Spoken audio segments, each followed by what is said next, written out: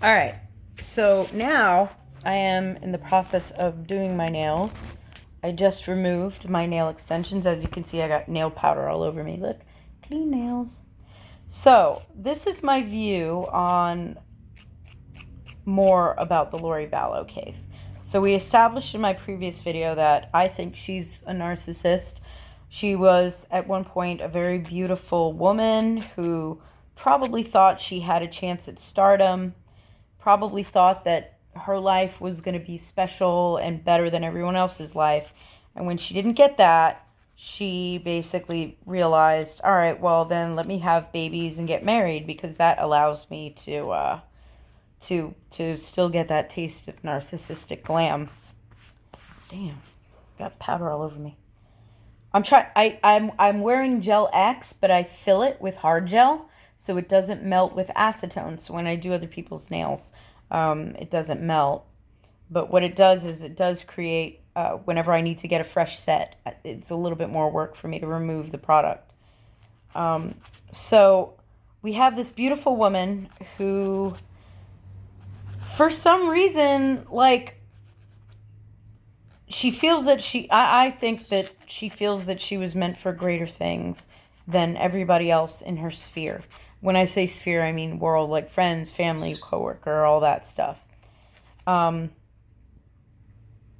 she had the babies because there is some narcissistic supply in having a kid. Then she had the husbands because there's some in that as well.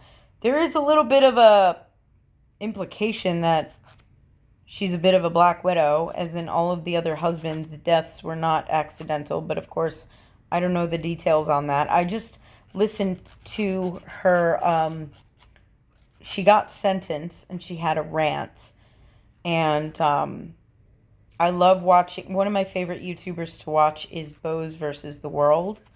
She's a very good true crime YouTuber. It's almost like whenever you watch Bose, it's like hanging out with the girls, you know? You know how like y'all just ask stupid questions, y'all get drunk or eat a pizza or get a big bowl of Skittles and y'all just sit around and you have yourselves a little kiki talking about, "Oh my God, did you know?"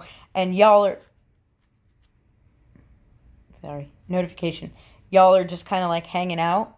Like that's what it's like with Bose. Like I love watching Bose versus the World because Homegirl totally just has that vibe of, hanging with the girls. I gotta get my correct bit here because I gotta clean off all the hard gel. I got myself a nice little diamond tip. These little diamond tips are great for buffing the natural nail. Although you don't want to go too much because you could damage it. So, but okay, so Lori Vallow apparently had a near-death experience, right? Sorry, it's a little tender. I'm used to having a layer of plastic on my nail bed. And she had a near-death experience. Now, what do we know about narcissists? Narcissists don't necessarily feel comfortable with the concept of their own mortality. You know what I mean? Like they think they are God. So the idea of God dying is like, if I die, the end of the world. Like no, don't get me wrong. Like nobody likes the idea of their own death. But narcissists actually feel like it's the end of the world.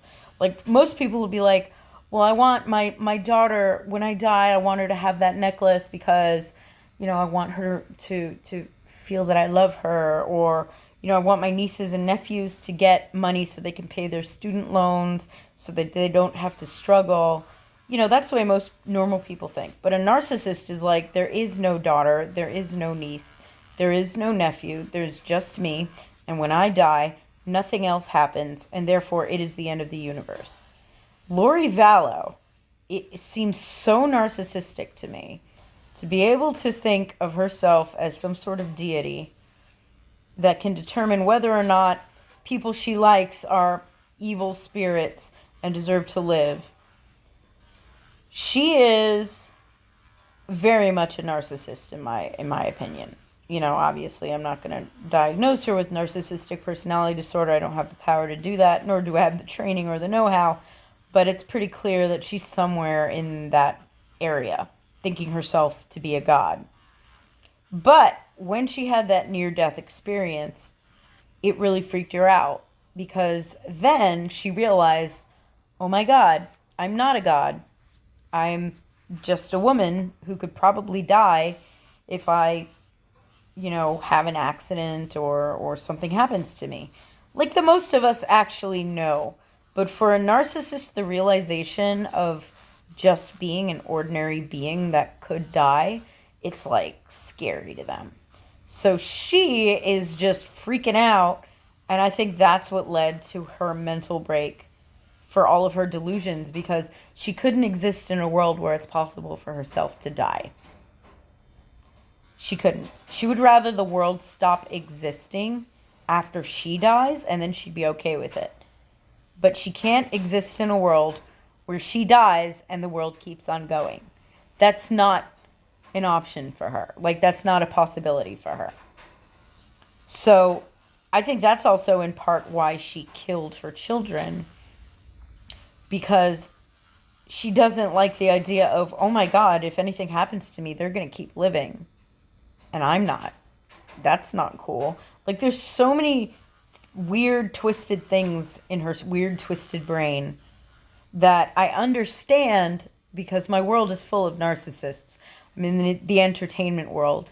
Plus, to without getting to too much detail, I got plenty of narcissists in my family.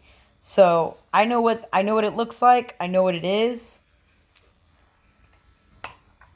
I know what their reasoning is like.